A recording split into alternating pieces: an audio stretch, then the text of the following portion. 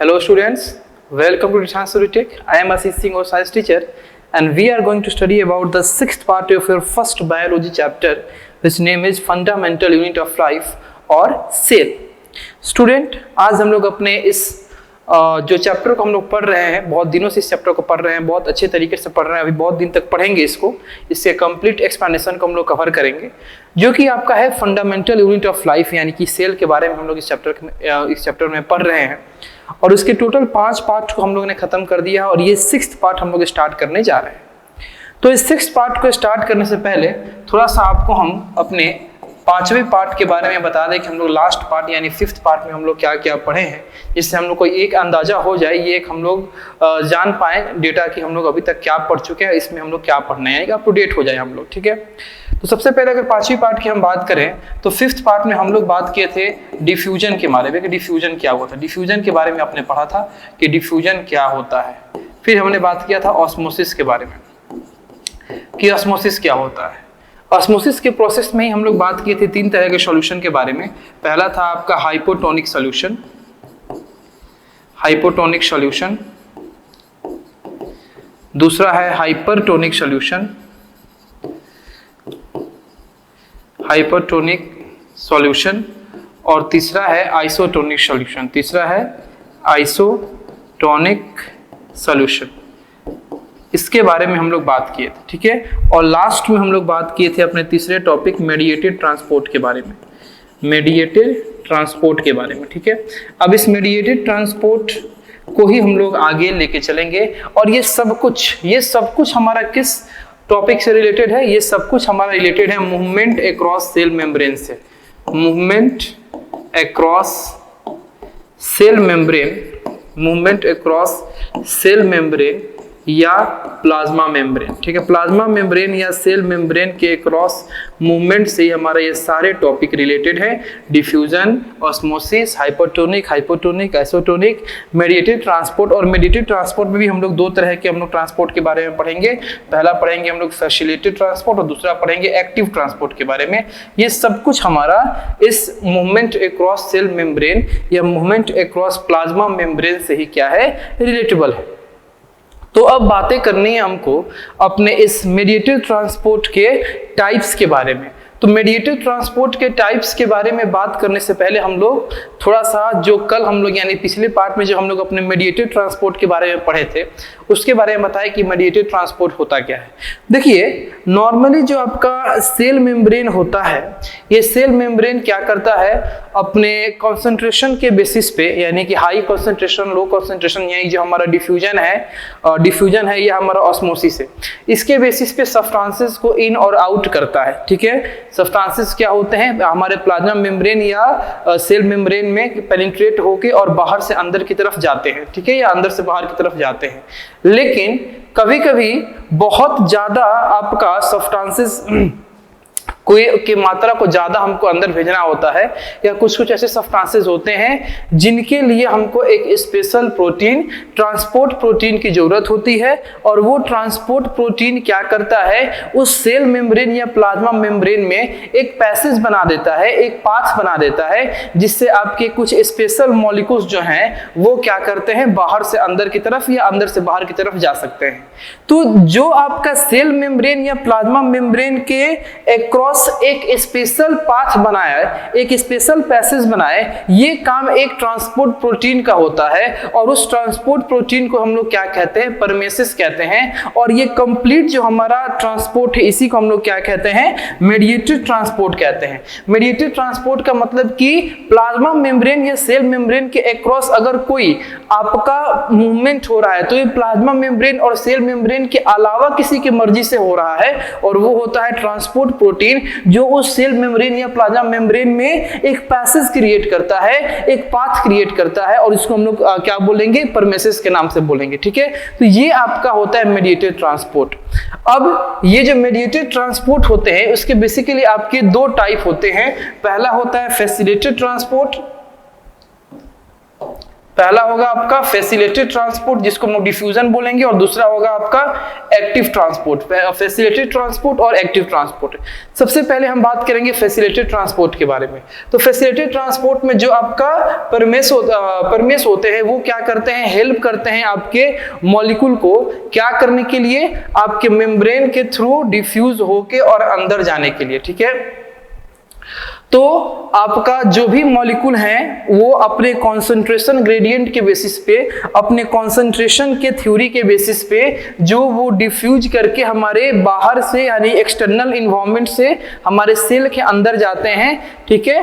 और अगर उसमें ये परमेश क्या करता है, आपका असिस्ट करता है, हेल्प करता है, तो इसी को हम लोग क्या कहते हैं, फैसिलिटेटेड ट्रांसपोर्ट कहते हैं, ठीक है।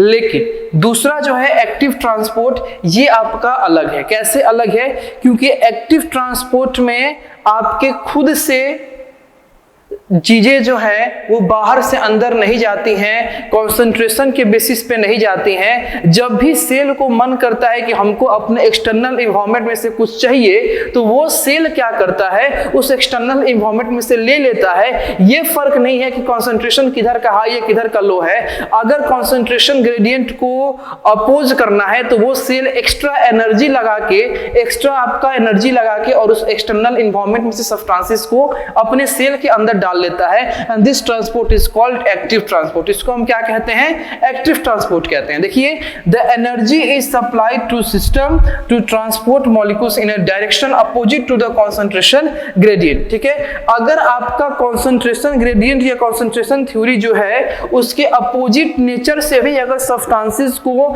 एक्सटर्नल इन्वायरमेंट से हमारे इंटरनल इन्वायरमेंट में लेना है, अगर सेल को ऐसा लग रहा है कोई चीज ऐसा है जिसको हमको बाहर की दुनिया से अंदर लेना है, अगर वहां कंसंट्रेशन वाला थ्योरी नहीं भी अप्लाई हो रहा है तो ये एक्स्ट्रा एनर्जी लगा के उसको बाहर से अंदर की तरफ ले लेते हैं। And this transport is called active transport. इसको हम लोग क्या कहते हैं, एक्टिव ट्रांसपोर्ट कहते हैं। एक्टिव ट्रांसपोर्ट जो है ये आपका फैसिलिटेटेड डिफ्यूजन या फैसिलिटेटेड ट्रांसपोर्ट से बिल्कुल अलग है। किस मामले में आपका अलग है कि आपका फैसिलिटेटेड डिफ्यूजन या फैसिलिटेटेड ट्रांसपोर्ट में किसी प्रकार का कोई एनर्जी जो है वो नहीं लगाना पड़ता है, कोई मेटाबॉलिक एनर्जी लगाना नहीं पड़ता है। साथ ही साथ फैसिलिटेटेड ट्रांसपोर्ट किसको प्रमोट करता है, तो फैसिलिटेटेड ट्रांसपोर्ट क्या करता है, आपके डाउन हिल डायरेक्शन यानी कि कॉन्सेंट्रेशन ग्रेडियंट को प्रमोट करता है। कॉन्सेंट्रेशन ग्रेडियंट यानी कि हमेशा जब भी फैसिलिटेटेड ट्रांसपोर्ट होगा तब सब्सटेंसेस जो होंगे वो हायर कॉन्सेंट्रेशन रीजन से लोअर कॉन्सेंट्रेशन रीजन की तरफ क्या करेंगे, आपके फ्लो करेंगे। इसलिए यहाँ पे फैसिलिटेटेड ट्रांसपोर्ट में किसी प्रकार का कोई एनर्जी रिक्वायरमेंट नहीं है। लेकिन एक्टिव ट्रांसपोर्ट को अपने कॉन्सेंट्रेशन ग्रेडियंट से मतलब नहीं है। वो अगर उसको चाहिए हमारे एक्सटर्नल इन्वायरमेंट से सब्सटेंसेस को अंदर लाना है तो वो एक्स्ट्रा एनर्जी अप्लाई करके, एक्स्ट्रा एनर्जी लगा के और वो सब्सटेंसेस को अपने एक्सटर्नल इन्वायरमेंट से अपने इंटरनल इन्वायरमेंट में, अपने इंटरनल रीजन में क्या करता है, ले लेता है, ठीक है। अब देखिए, फैसिलिटेटेड ट्रांसपोर्ट या एक्टिव ट्रांसपोर्ट को समझने के लिए कुछ और भी एग्जांपल्स आपके पास है। जैसे कि मान लीजिए कि बहुत सारे एनिमल्स में जो फैसिलिटेटेड ट्रांसपोर्ट होते हैं वो क्या करते हैं, आपके ट्रांसपोर्ट ऑफ ग्लूकोज यानी कि डाइजेस्टेड फूड को कहाँ पे, आपके बॉडी के सेल्स में, किस लिए, ताकि वहाँ ऑक्सीजन के साथ रिएक्ट करके वो क्या बनाए, आपका एनर्जी बनाए। तो ये बेसिकली आप लोग को ये पता होगा कि आप जो भी फूड इनटेक करते हो वो फूड जो है आपके स्मॉल इंटेस्टाइन में जाके कंप्लीट डाइजेस्ट होता है। और स्मॉल इंटेस्टाइन में जब कंप्लीट डाइजेस्ट होता है तो वो ग्लूकोज में, एमिनो एसिड में, फैटी एसिड में, ग्लिसरॉल में क्या होता है, चेंज होता है। और उस glucose, amino acid, fatty acid या ग्लिसरॉल को आपके स्मॉल इंटेस्टाइन का विल्ली जो है वो एब्जॉर्ब करता है और एब्जॉर्ब करके वो आपके ब्लड स्ट्रीम यानी कि ब्लड कैपिलरीज को क्या करता है, प्रोवाइड करता है। और ब्लड स्ट्रीम जो है उस डाइजेस्टेड फूड को लेके कहां जाते हैं, सेल्स के पास। तो जब ये ब्लड स्ट्रीम उस डाइजेस्टेड फूड को सेल्स के पास लेके जाते हैं, यानी कि ग्लूकोज को कहां लेके जा रहे हैं, सेल के पास लेके जा रहे हैं, तो उस वक्त इस ग्लूकोज का जो कंसंट्रेशन होता है वो आपका ब्लड में हाई होता है और आपके सेल में कम होता है। इसलिए ग्लूकोज के पास ये एबिलिटी होती है कि ग्लूकोज ग्लूकोज खुद भी क्या करता है, अपने सेल मेम्ब्रेन या प्लाज्मा मेम्ब्रेन में पेनिट्रेट होके और वो बाहर से अंदर की तरफ क्या कर सकता है, जा सकता है। लेकिन जो आपका कैरियर सिस्टम होता है, यानी जो मेडिएटेड ट्रांसपोर्ट होते हैं, वो आपके यहाँ क्यों इन्वॉल्व हो जाते हैं, ताकि आपका जो रेट है जाने का, जो ग्लूकोज के बाहर से अंदर जाने का रेट है वो इंक्रीज हो जाए और ज्यादा मात्रा में और जल्दी जल्दी ग्लूकोज जो है वो बाहर से अंदर की तरफ जा सके। इसके लिए आपका वहां मेडिएटेड ट्रांसपोर्ट क्या करता है, अप्लाई होता है। यानी एक खास प्रकार का ट्रांसपोर्ट प्रोटीन अप्लाई होता है जो बाहर से अंदर की तरफ क्या करता है, उस ग्लूकोज को क्या करता है, उस सब सारे मॉलिक्यूल को छोड़ के उस ग्लूकोज को ही बाहर से अंदर की तरफ लेके आता है। तो यहाँ पे ग्लूकोज के पास भी एबिलिटी थी, क्योंकि ग्लूकोज इतना ना छोटा टूट गया था, इतना ना छोटे फॉर्म में टूटा हुआ है कि वो आसानी से सेल मेम्ब्रेन या प्लाज्मा मेम्ब्रेन में पेनिट्रेट कर सकता है। लेकिन फिर भी इस ग्लूकोज को हाई क्वांटिटी और इजीली तरीके से कम टाइम में बाहर से अंदर ले जाने के लिए वहां मेडिएटेड ट्रांसपोर्ट रिस्पॉन्सिबिलिटी लेते हैं और उस ग्लूकोज को अपने एक्सटर्नल एनवायरनमेंट यानी ब्लड में से सेल के अंदर लेके जाते हैं। ठीक है, तो ये आपने समझ रहा है, आपने समझा कि फैसिलिटेटेड ट्रांसपोर्ट या एक्टिव ट्रांसपोर्ट आपका क्या होता है। एक नेक्स्ट पॉइंट आपका बहुत अच्छा है, नीचे देखिएगा कि most animal cells require a high internal concentration of potassium ions for the protein synthesis by the ribosomes and for certain enzymatic function. कह रहा है कि आपका जो बहुत सारे आपके ऐसे एनिमल सेल होते हैं उनके अंदर पोटेशियम आयन का कॉन्सेंट्रेशन जो है वो हाई रिक्वायरमेंट होता है। इसलिए हाई रिक्वायरमेंट होता है क्योंकि पोटेशियम आयन कहाँ यूज होता है, तो प्रोटीन के मेकिंग में, प्रोटीन के आपके ब्रेकडाउन में, किसके द्वारा, राइबोसोम्स के द्वारा या कुछ एंजाइमेटिक फंक्शन में भी इस पोटेशियम आयन का यूज होता है। तो पोटेशियम आयन के इंटरनल कंसंट्रेशन जो है वो आपका हाई रिक्वायर होता है। तो वो पोटेशियम आयन का इंटरनल कंसंट्रेशन अगर हाई रिक्वायर्ड है तो जाहिर सी बात है ये सेल क्या करेगा, बाहर से क्या करेगा, अंदर की तरफ उस पोटेशियम आयन को लेगा। अब चाहे आपका फैसिलिटेटेड ट्रांसपोर्ट मेथड से ले या एक्टिव ट्रांसपोर्ट मेथड से लेके, लेकिन अगर एकदम नेसेसरी है कि पोटेशियम को लेना ही लेना है तो आपका फैसिलिटेटेड ट्रांसपोर्ट से अगर पोटेशियम नहीं भी आएगा तो एक्टिव ट्रांसपोर्ट से उस सेल क्या कर सकता है, उस पे एनर्जी अप्लाई करके और उस पोटेशियम आयन को एक्सटर्नल एनवायरनमेंट से सेल के इंटरनल एनवायरनमेंट में क्या कर सकता है, ला सकता है। चलिए अब हम लोग कंटिन्यू अभी अपने सेल मेम्ब्रेन या प्लाज्मा मेम्ब्रेन के थ्रू या उसके अक्रॉस जो आपका मूवमेंट होता है उसी के बारे में पढ़ाई कर रहे हैं। अब आपका आ गया नेक्स्ट टॉपिक, इंडोसाइटोसिस। इंडो का मतलब होता है अंदर, ठीक है, इनवर्ड, और साइटोसिस का मतलब होता है सेल। यानी कि हमारे सेल के अंदर अगर कोई सब्सटेंस आता है अपने एक्सटर्नल एनवायरनमेंट में से निकल के हमारे सेल के अंदर आता है तो उसी प्रोसेस को हम लोग क्या कहते हैं, इंडोसाइटोसिस कहते हैं। यानी endocytosis is the injection of material by the cell through the plasma membrane. It is a collective term that describe three similar process. यानी कि किसी सेल के एक्सटर्नल एनवायरनमेंट के अंदर से आपका कोई सब्सटेंस हमारे सेल के इंटरनल रीजन में इंजेस्ट करे, आए, इनटेक किया जाए, ठीक है, इसी प्रोसेस को हम क्या कहते हैं, इंडोसाइटोसिस कहते हैं। अब ये जो आपका इंडोसाइटोसिस है ये तीन अलग अलग प्रोसेस से आपका क्या किया जाता है, कंप्लीट किया जाता है। और वो तीन प्रोसेस आपके होते हैं फैगोसाइटोसिस,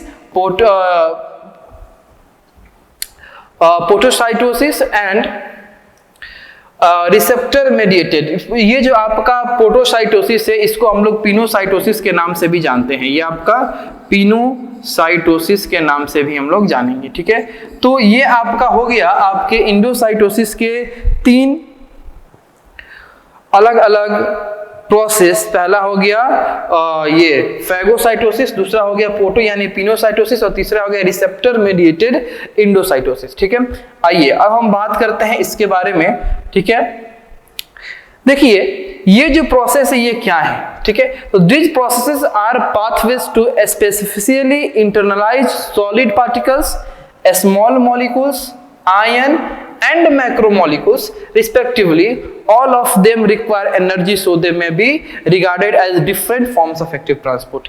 ये जो तीन आपके प्रोसेस है वो आपके अलग अलग तरह के सब्सटेंसेस को हमारे एक्सटर्नल इन्वायरमेंट में से हमारे सेल के अंदर लाने के प्रोसेस है, ठीक है। अब वो कौन कौन सा आपका सब्सटेंस हो सकता है, तो उसमें आपके कुछ सॉलिड पार्टिकल्स हो सकते हैं, मे बी आपके कुछ सॉलिड पार्टिकल्स को जरूरत पड़ जाए तो सॉलिड पार्टिकल्स हमारे एक्सटर्नल इन्वायरमेंट में से हमारे सेल के अंदर आए। हो सकता है कुछ स्मॉल मॉलिक्यूल्स हो जाए, हो सकता है कि कुछ आयन हो जाए, हो सकता है कुछ मैक्रो मॉलिक्यूल्स हो जाए, हो सकता है कि कोई फ्लूइड हो जाए, हो सकता है कि वाटर खुद हो जाए या कोई लिक्विड हो जाए, ठीक है। तो आपके इन सब सब्सटेंसेस को हमारे सेल के एक्सटर्नल रीजन में से या सेल के एक्सटर्नल इन्वायरमेंट में से हमारे सेल के अंदर के रीजन में लाने का जो प्रोसेस है वो इंडोसाइटोसिस, और ये इंडोसाइटोसिस है जो ये तीन अलग अलग तरीके से किया जाता है। पहला हो गया फैगोसाइटोसिस, दूसरा पिनोसाइटोसिस या पोटोसाइटोसिस, और तीसरा रिसेप्टर मेडिएटेड ट्रांसपोर्ट, ठीक है। अब सबसे अच्छा पॉइंट यहाँ पे आपका दिया है कि ये इंडोसाइटोसिस जो होगा ये आपका फैसिलिटेटेड डिफ्यूजन या फैसिलिटेटेड ट्रांसपोर्ट के थ्रू नहीं होगा। ये इंडोसाइटोसिस जो होगा इसके लिए आपको एनर्जी का रिक्वायरमेंट है, और जब इंडोसाइटोसिस के प्रोसेस को करने के लिए एक्स्ट्रा एनर्जी देना पड़े तब ये किस ट्रांसपोर्ट के लिए, किस ट्रांसपोर्ट में गिना जाएगा, ये आपके एक्टिव ट्रांसपोर्ट में काउंट होंगे। यानी कि ये जो आपका इंडोसाइटोसिस है, इस इंडोसाइटोसिस में ये जो तीन तरह के आपके क्या हैं प्रोसेस हैं, फैगोसाइटोसिस, पिनोसाइटोसिस या आपका रिसेप्टर मेडिएटेड इंडोसाइटोसिस, ये तीनों आपके क्या होंगे एक्टिव ट्रांसपोर्ट के आपके एग्जांपल्स होंगे। यानी कि इन तीनों में आपको एक्स्ट्रा एनर्जी अप्लाई करना पड़ेगा अपने एक्सटर्नल रीजन की, अपने एक्सटर्नल इन्वायरमेंट के सब्सटेंसेस को अंदर लाने के लिए, ठीक है। चलिए अब हम वन बाय वन करके इस इन फैगोसाइटोसिस, पिनोसाइटोसिस और आपके रिसेप्टर मेडिएटेड जो आपका है उसको हम लोग वन बाय वन देखेंगे एग्जाम्पल के थ्रू। देखिए सबसे पहले हम बात करेंगे फैगोसाइटोसिस। फैगोसाइटोसिस जो आपका प्रोसेस है ये आपके लार्ज पार्टिकल्स या आपके सॉलिड पार्टिकल्स को अपने एक्सटर्नल रीजन में से इंटरनल यानी अंदर लाने का क्या है प्रोसेस है। उसके लिए आपका किस प्रकार के ये होते हैं, तो सबसे पहले ध्यान दीजिए, मान लीजिए कि ये आपका कंप्लीट एक सेल है, ये क्या है बाबू सेल है, और ये सेल है तो ये रहा सेल का प्लाज्मा मेम्ब्रेन या सेल मेम्ब्रेन, ये क्या है आपका सेल मेम्ब्रेन, ठीक है। अब ये इस सेल मेम्ब्रेन को मान लो कि इस सॉलिड सब्सटेंस की आवश्यकता पड़ गई, इस लार्ज मॉलिक्यूल्स का नीड हो गया। अब ये क्या करेगा सेल कि अपने सेल मेम्ब्रेन को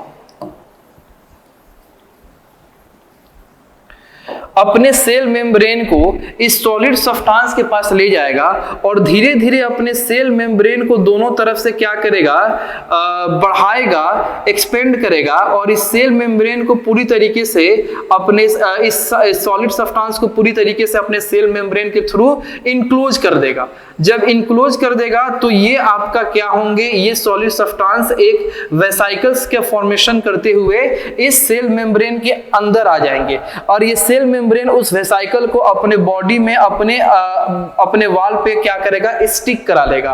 कुछ समय बाद ये आपका जो सॉलिड सब्सटेंस है इंक्लूडिंग एक वेसाइकल्स ये हमारे सेल मेम्ब्रेन के वॉल को छोड़ देंगे और ये हमारे सेल के अंदर आना स्टार्ट हो जाएंगे, और अंदर आने के बाद क्या होंगे इसका डाइजेशन हो जाएगा। और ये डाइजेशन कौन करेगा, तो लाइसोसोम्स के पास डाइजेस्टिव एंजाइम्स होते हैं, तो लाइसोसोम्स इसके अंदर डाइजेस्टिव एंजाइम भेज के और ये जो सॉलिड सब्सटेंस है इसको क्या करेगा डाइजेस्ट करेगा। जो ये आपको कुछ याद आ रहा होगा कि ये आपका परफेक्ट एग्जांपल किस पे अप्लाई हो सकता है, तो एमीबा का जो न्यूट्रिशन आपको याद आ रहा होगा कि एमीबा जो कि आपका एक इरेगुलर शेप में होता है, लेकिन जब एमीबा के पास कोई आपका फूड मटेरियल आता है, मान लीजिए कि ये कोई फूड मटेरियल है, तो एमीबा वहां पे क्या करता है अपने फूड मटेरियल के पास क्या करता है अपने सेल मेम्ब्रेन यानी कि अपने स्यूडोपोडिया को इनलार्ज करता है, अपने सेल मेम्ब्रेन यानी कि अपने स्यूडोपोडिया को क्या करता है इनलार्ज करता है और उस फूड मटेरियल या उस सॉलिड पार्ट को कवर करता है। कवर करने के बाद क्या करेगा, उसको एक वेसाइकल के फॉर्मेशन के साथ उसको अंदर की तरफ क्या करेगा, भेजेगा। अंदर जब ये जाएगा तो फिर लाइसोसोम्स उसमें क्या करेंगे, ये डाइजेस्टिव एंजाइम सेक्रेट करेंगे और वो उस वेसाइकल के अंदर ही डाइजेस्ट कर दिया जाएगा। फिर वो वेसाइकल ब्रेक होगा और साइटोप्लाज्म में मिक्स हो जाएगा। तो बेसिकली यही आपका प्रोसेस होता है फैगोसाइटोसिस का, यानी जब कोई सॉलिड मटेरियल, जब कोई लार्ज मॉलिक्यूल आपके सेल के एक्सटर्नल रीजन में से, आपके सेल के एक्सटर्नल आपके इन्वायरमेंट में से आपके सेल के अंदर की तरफ क्या किया जाए, लाया जाए। ठीक है, अब नेक्स्ट है आपका पिनोसाइटोसिस या फोटोसाइटोसिस। देखो फोटोसाइटोसिस का दूसरा नाम है पिनोसाइटोसिस।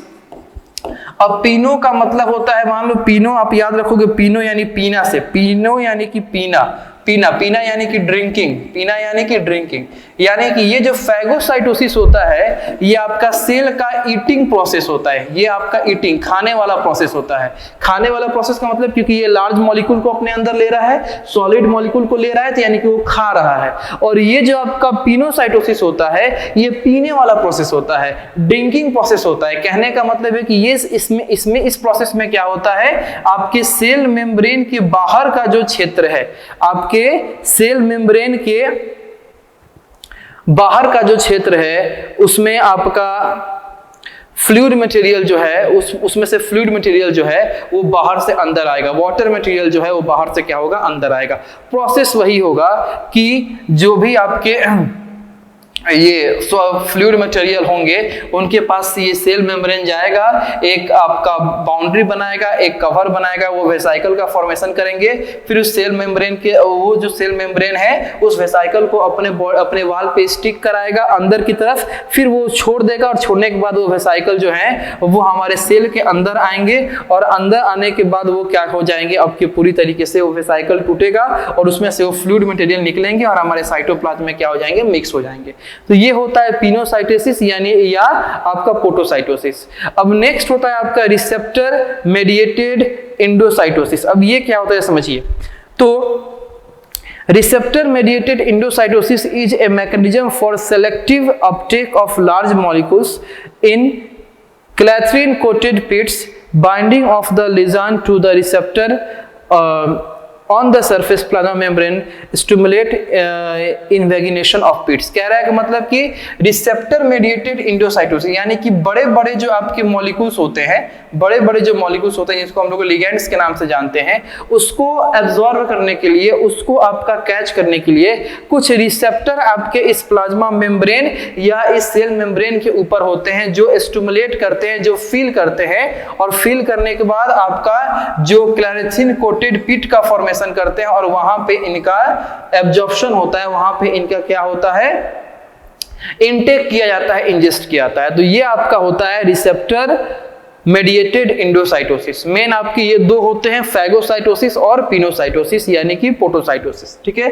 तो ये आपके एंडोसाइटोसिस के तीन क्या थे, आपके मेथड थे, जिसमें हम लोग ये समझे कि हमारा कोई सब्सटेंस जो है या कोई मटेरियल जो है हमारे एक्सटर्नल इन्वायरमेंट में से कैसे हमारे सेल के इंटरनल रीजन में क्या हो रहा है, प्रवेश कर रहा है। ठीक है, और ये एंडोसाइटोसिस जो होते हैं इसके तीनों मेथड, चाहे वो फैगोसाइटोसिस हो, चाहे वो पिनोसाइटोसिस हो, और चाहे आपका ये रिसेप्टर मेडिएटेड एंडोसाइटोसिस हो, ये तीनों जो हैं ये ट्रांसपोर्ट, एक्टिव ट्रांसपोर्ट को फॉलो करते हैं। यानी इन तीनों मेथड में आपको किसकी आवश्यकता होती है, तो इन तीनों मेथड में आपको कुछ एनर्जी की आवश्यकता होती है, एनर्जी सप्लाई किया जाएगा, तभी ये आपके एक्सटर्नल इन्वायरमेंट में से सब्सटेंसेस को अंदर क्या करेंगे, आपके इंजेस्ट करेंगे।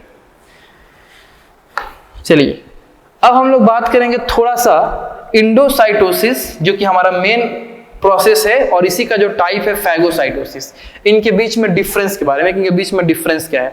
तो सबसे पहले कि endocytosis is the intake of extra cellular fluid droplets, ठीक है, या मैक्रोमोलिक्यूल्स। जो एंडोसाइटोसिस है वो आपका एक कंबाइंड प्रोसेस है, क्या क्या, चाहे वो आपका फ्लूइड हो, चाहे वो आपका ड्रॉपलेट्स हो, चाहे वो आपके मैक्रोमोलिक्यूल्स हो, हर एक तरह के सब्सटेंसेस को इनटेक करने का क्या है, ये प्रोसेस है। लेकिन फैगोसाइटोसिस है ये सिर्फ और सिर्फ एक्स्ट्रा सेलुलर पार्टिकल्स को इनटेक करने का प्रोसेस है। ठीक है, चलो plasma membrane invaginates to take up the material. Endocytosis में प्लाज्मा मेम्ब्रेन घेराव करता है मटेरियल को अंदर लेने के लिए, ठीक है। Phagocytosis plasma membrane grows around the particle as pseudopodia, और आपका फैगोसाइटोसिस में जो प्लाज्मा मेम्ब्रेन है वो स्यूडोपोडिया जैसा काम करता है और वो हमारे पार्टिकल के पास ग्रो कर जाता है, इंक्रीज कर जाता है, ठीक है, एक्सपेंड हो जाता है। नेक्स्ट है endocytosis is a nutritive process, ठीक है। इंडोसाइटोसिस जो है वो आपका न्यूट्रिटिव प्रोसेस है, यानी कि न्यूट्रिएंट को इनटेक करने का, न्यूट्रिएंट को लेने का ये क्या है, प्रोसेस है। लेकिन हमारा फैगोसाइटोसिस जो है वो न्यूट्रिटिव के साथ साथ डिफेंसिव प्रोसेस भी है, ठीक है, न्यूट्रिटिव के साथ साथ डिफेंसिव प्रोसेस भी है।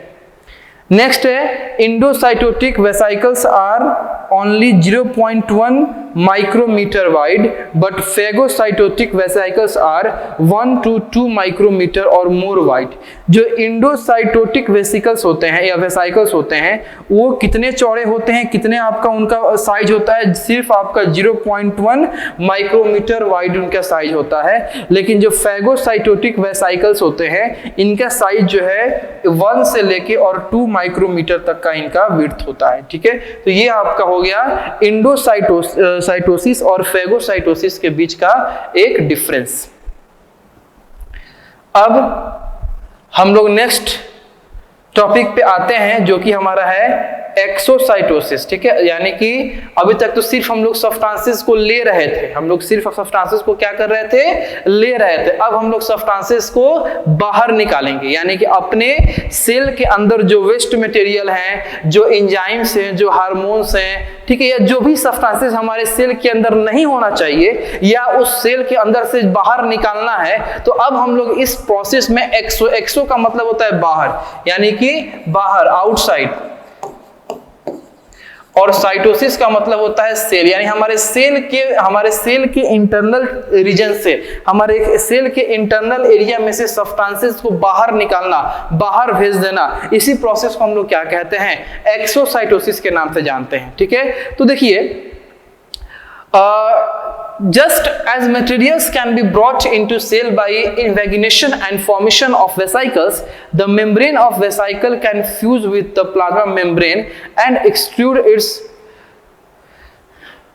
Content to the surrounding medium. This process is called cell vomiting और एक्सोसाइटोसिस। देखिए जिस प्रकार से आपका जो भी आपके एक्सटर्नल रीजन के मटेरियल्स होते थे वो अंदर कैसे आते थे, अंदर आने के लिए वो क्या होता था, हमारे प्लाज्मा मेम्ब्रेन क्या करते थे कि उसके चारों तरफ से घेराव करते थे, फिर एक वेसिकल का फॉर्मेशन होता था, फिर वो बाहर, फिर वो आपके सेल मेम्ब्रेन में स्टिक होते थे, फिर सेल मेम्ब्रेन उनको छोड़ देता था तो वो सेल के अंदर चले जाते थे। इसी प्रकार से जो भी सब्सटेंसेस को सेल को बाहर निकालना होगा, सेल जिस भी सब्सटेंसेस को चाहता है कि वो बाहर निकाल दे, पहले तो वो सेल के अंदर क्या होगा, वो सब्सटेंसेस इकट्ठा होंगे, कलेक्ट होंगे, फिर उनके चारों तरफ एक वेसिकल का फॉर्मेशन होगा। किसका फॉर्मेशन होगा, वेसिकल का।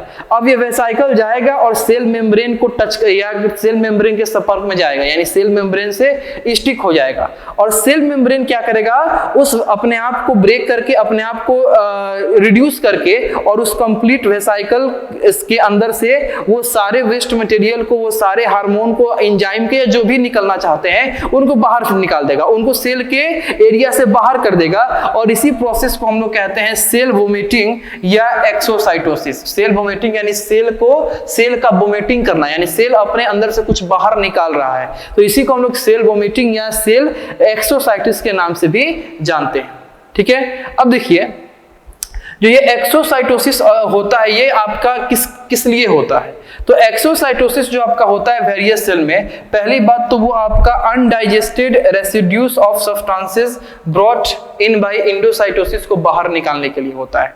इंडोसाइटोसिस के प्रोसेस से जो भी सब्सटेंसेस अंदर आए हैं और अंदर आने के बाद वो डाइजेस्ट नहीं हो पाए, वो एब्जॉर्ब नहीं हो पाए हमारे साइटोप्लाज्म में, तो ये डाइजेस्ट नहीं हो पाए या एब्जॉर्ब नहीं हो पाए तो फिर वो क्या हो जाएंगे, वेस्ट मटेरियल के फॉर्म में आपका बन जाएंगे।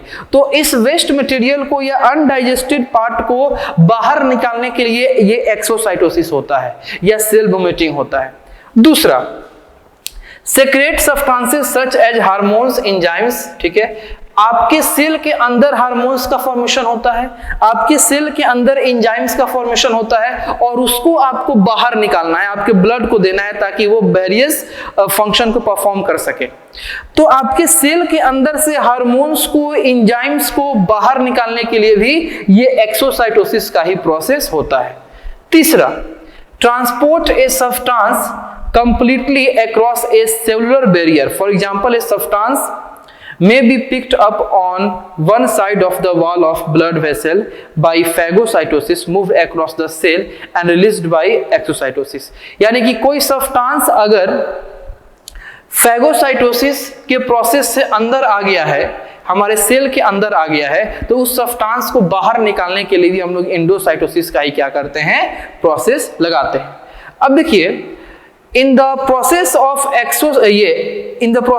exocytosis, the undigested waste containing food vacuole or the secretory vesicles budded from a Golgi apparatus is first moved by cytoskeleton from the interior of the cell to the surface. The vesicle membrane comes in contact with the plasma membrane. The lipid molecules of the two bilayer rearrange themselves and two membranes are thus fused. A passage is formed in the fused membrane and vesicle discharge its content। कह रहा है कि जो भी substance को आपको बाहर निकालना है, मान लीजिए कि आपको अनडाइजेस्टेड फूड को बाहर निकालना है। किसको बाहर निकालना है? आपको अनडाइजेस्टेड वेस्ट कंटेनिंग फूड को क्या करना है, बाहर निकालना है। तो वो क्या करेगा, सबसे पहले आपका एक अपने चारों तरफ वैक्यूल क्रिएट करेगा, यानी आपके चारों तरफ एक वेसाइकल क्रिएट करेगा।